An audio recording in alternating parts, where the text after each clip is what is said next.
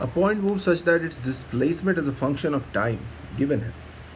तो देखिए x तो डिस्प्लेसमेंट है और t टाइम, और फंक्शन हमारा इक्वेशन ये गिवन है टी स्क्वायर प्लस वन। अच्छा, तो एक्सेलरेशन मांग रहे हैं।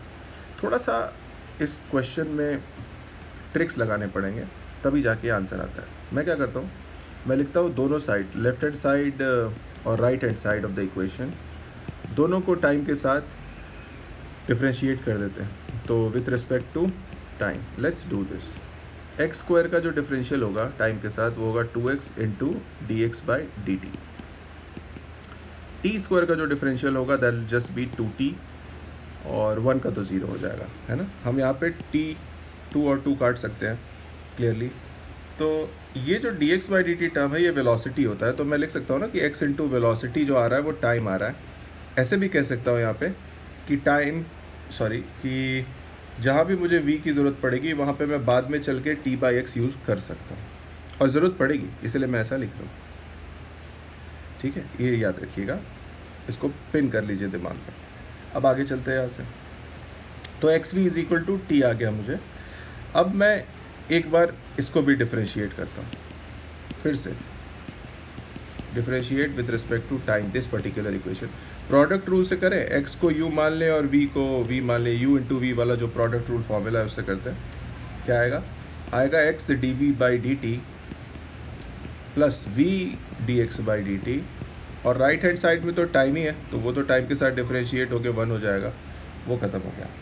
अब देखो ये part D V by D T acceleration होता है तो x इंटू ए, और राइट साइड में D X by D T तो v ही होता है तो v into V V square हो जाएगा, राइट साइड में 1 है। कुछ मुझे ऐसा मिला कि x a is equal to v square को राइट हैंड साइड भेज रहा हूँ तो 1 माइनस वी स्क्वायर, यानी कि मुझे दैट इम्प्लाइज एक एक्सेलरेशन मिल गया that is 1 minus v square by x. Very good. अब मैं क्या करूँगा, एक्सेलरेशन को हम, या v को, ये जो v याद कीजिए यहाँ पे t बाई एक्स लिखा था वो लिख देता हूँ। तो 1 माइनस v के लिए t by x whole square by x, यही मैं कह रहा था कि दिमाग में बिठा के रखिए। अब इसका एलसीएम लेंगे तो आपको क्या आएगा, x square minus T square, और नीचे एक्स से एक्स स्क्वायर मल्टीप्लाई होगा तो एक्स क्यूब आ जाएगा, है ना। क्लियर हो गया। तो अब एक्स स्क्वायर बाय, अब इसको सेपरेटली लिखेंगे तो ए क्या आ रहा है, एक तो x square by X cube 1 by x हो जाएगा, minus T square by X cube separately लिख देता हूँ, और यही आंसर बन जाएगा हमारा। आई थिंक ऐसा एक ऑप्शन है भी ऊपर, ठीक है ना। T square by X cube. एक और काम कर सकता हूँ मैं कि हमको पता है कि टी स्क्वायर क्या है, तो वो अगर मैं लिख दूँ, इनमें से एक ऑप्शन तो मैच कराना है मुझे, 1 by X plus T square by X cube, plus आ रहा है माइनस आ रहा है। यहाँ पे तो हमारे पास जो आया है वो तो माइनस वाला टर्म है, तो और क्या क्या ऑप्शन हैं देखते हैं एक बार। इसको दूसरे तरीके से फिर मैं लिख सकता हूँ। अगर ये ऑप्शन मैच नहीं हुआ तो हम ऐसे करें कि हमें पता है कि भैया एक्स स्क्वायर क्या है। एक्स स्क्वायर हमने शुरू में निकाल रखा था, एक्स स्क्वायर था टी स्क्वायर प्लस 1, ये तो याद है। अगर ये याद है तो इसको हम यहाँ पे यूज़ कर सकते हैं, यहाँ पे।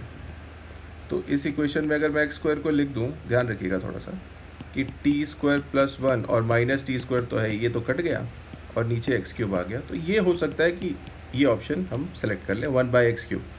ऐसा एक ऑप्शन दिख रहा है मुझे ऊपर, which is option number A, as you can see here, है ना, ऑप्शन ए ये वाला। तो ए सही है, A is the correct option here, 1 by X cube, correct answer. Thank you.